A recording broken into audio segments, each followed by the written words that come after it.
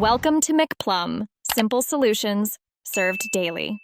In this video, I will explain how to adjust the steering wheel on a Mazda CX-5.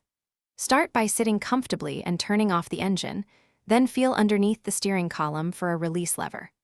Pull the lever toward you to unlock tilt and reach, move the wheel up, down, in, or out, until gauges and infotainment are visible without straining, and finally push the lever back to lock the wheel securely in place.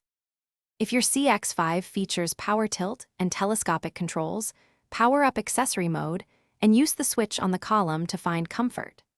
Make small incremental moves to avoid overshooting and check mirror alignment after each adjustment. Confirm that the wheel does not obstruct airbag deployment and that your hands sit comfortably at the 9 and 3 positions to maintain control while driving or during sudden maneuvers.